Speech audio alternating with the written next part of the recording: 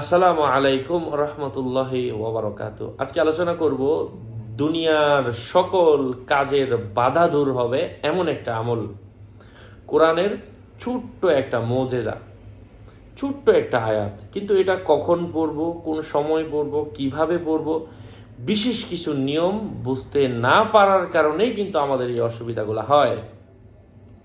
সম্মানিত পেয়ারা হাজিরিন, আমি সেই আয়াতটা আপনাদের সাথে শেয়ার করছি। হ্যাঁ, আমি তার আগে কিছু নিয়ম বলে দিব। অবশ্যই নেক নিয়তে ভালো কোনো কাজ উদ্দেশ্য করার ভালো কোনো কাজের মধ্যে পরিপূর্ণতা আনার নেক নিয়ত যদি থাকে, আজকের এই ভিডিওটা আপনার জন্য। অসৎ উদ্দেশ্য নিয়ে দয়া করে আমার ভিডিও দেখবেন না। তো দ্রুত যে কোনো কাজ সম্পূর্ণ হওয়ার জন্য আমি কথাটা বলছি কিনা, ভেরিফাইড চ্যানেলের ডিসক্রিপশন বক্সে ক্লিক করলে আমার পেজ এবং আইডি আসবে। এটা ছাড়া আলাদা অন্য কোনো পেজ নেই, আইডি নেই, ইমো নেই, হোয়াটসঅ্যাপ নেই, টিকটক নেই। আমার নাম ছবি দিয়ে অনেকে ফেসবুকে আইডি, টিকটক মিকটক খুলে ভরে ফেলছে। সাবধান, নাম ছবি থাকলে আমি না, প্রত্যেক ভিডিওতে সাবধান করি। যাই হোক, দ্রুত যে কোনো কাজ সম্পূর্ণ হওয়ার জন্য, বৈধ যদি কোনো কাজ হয়, তার জন্য হচ্ছে আজকের এই আমলটা। বিশেষ নিয়ম হচ্ছে আপনাকে রাতের বেলা অবশ্যই আপনাকে 7 দিন টানা নামাজ আদায় করতে হবে। 7 দিন পড়ার পর থেকে এই আমল স্টার্ট করতে হবে। বুঝেন এটা কেমন আমল? সবসময় তো নামাজ পড়বেনই, 7 দিন কোনো নামাজ কাজা রাখা যাবে না। যারা নিয়মিত নামাজের উপর আছেন তারা চাইলে এখনই করতে পারেন। যারা নামাজ ঠিক মতো পড়ে না তারা টানা 7 দিন পরে এই আমলটা শুরু করতে হবে। নিয়মটা কি? যারা 7 দিন নামাজ আদায় করার, সবসময় তো পড়বেনই, 7 দিন যখন পূর্ণ হয়ে যাবে, মানে ওয়াক্তের নামাজগুলো আর কি, 5 ওয়াক্তের নামাজ, এটা যখন আপনার পূরণ হয়ে যাবে, যদি কাজা থাকে কমপক্ষে টানা 7 দিনের আমল, মানে নামাজ পড়ে তারপরে আপনাকে আমলটা শুরু করতে হবে, যাদের নামাজ অনেক কাজা আছে। তো নামাজ আদায় করার পরে আপনাকে এই আমলটা এশার নামাজের পরে এই আয়াতটা পাঠ করতে হবে 170 বার। যে কোনো দিন এশার নামাজের পরে এই আয়াতটা পাঠ করার পরে যতবার পড়বেন ততবার একটা গ্লাস নেবেন, একটা বাটি নেবেন, কাচের বাটি। ওই বাটিতে আপনি ফু দিবেন। যতবার আয়াতটা পড়বেন ততবার ফু দিবেন। ফু দেওয়ার পরে এই পানিটা আপনি রেখে দিবেন।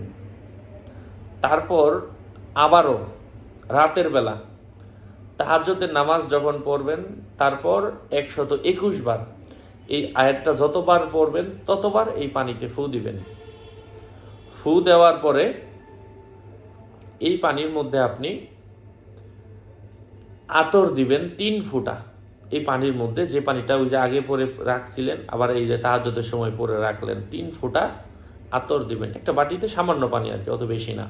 ছোট কাচের বাটি অথবা প্লাস্টিকের বাটি, হ্যাঁ, একটা ভালো কাচের বাটি হলে ভালো হয়। ওখানে 3 ফোঁটা আতর দিয়ে দিবেন এবং পরাতে হলো, পরার পরে 3 ফোঁটা আতর দিয়ে দিবেন এবং এই পানিটা একটা ছোট সুতি কাপড় দিয়ে সমগ্র শরীর মুছবেন। এটা হচ্ছে 1 দিনের মধ্যে এই আমলটা শেষ। তারপর মোছার পরে যে পানিটা বেশি হলো ওইটা আপনি গাছের গোড়ায় দিয়ে দিলেন। এভাবে টানা 7 দিন আপনি আমলটা করেন। ইনশাআল্লাহ আল্লাহ পাকের অশেষ রহমে যে কোনো কাজ দ্রুত পূরণ হবে। আর এই 7 দিনের নামাজগুলো তো কন্টিনিউ করতেই হবে। তবে এর আগে যে বললাম, আমলটা শুরু করার আগে টানা 7 দিন আমল করতে হবে এবং আমল করার শেষে, আমল যতদিন চলতে থাকবে টানা 7 দিন, ওই 7 দিনেও কোনো নামাজ কাজা রাখা যাবে না, নিয়মিত 5 ওয়াক্ত নামাজ পড়তে হবে।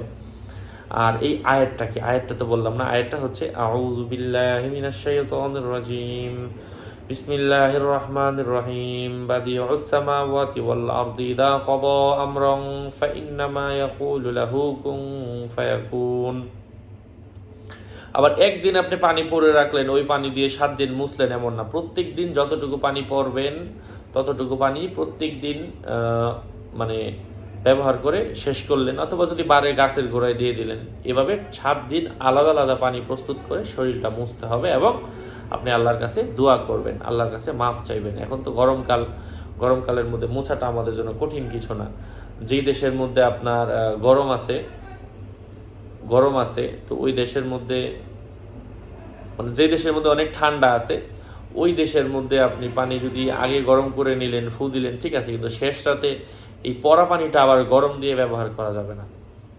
ওই প্রথমে যেটা নিয়েছেন ওই একটা পানিতেই আবার ফু দিতে হবে। যাই হোক, আল্লাহ পাক আমাদেরকে বোঝার তৌফিক দান করেন। যেহেতু এটা একটা আমল, ওইটা আমল করে পরা পানি আবার আগুনের মধ্যে দিয়ে হিট দেওয়া যাবে না। আল্লাহ পাক বোঝার তৌফিক দান করেন। আরও আপডেট পেতে সাথেই থাকবেন। আর এই আমলের কিতাবগুলা, আমি যেভাবে আমলগুলা বলছি, আমার ইউটিউবে যে শিরোনামগুলো দেখতে পাচ্ছেন, আমল, দোয়া, স্বপ্নের ব্যাখ্যা, রুকায়া, যদি বইগুলোরও প্রয়োজন পড়ে আপনি আমার সাথে যোগাযোগ করে নিয়ে নেবেন। ইনশাল্লাহ এই বইগুলো সব জায়গায় পাবেন না, কেউ বলে না, দেয় না, সাজেস্ট করে না। যদি কারো প্রয়োজন পড়ে আমার সাথে যোগাযোগ করে নিয়ে নেবেন 01908183699।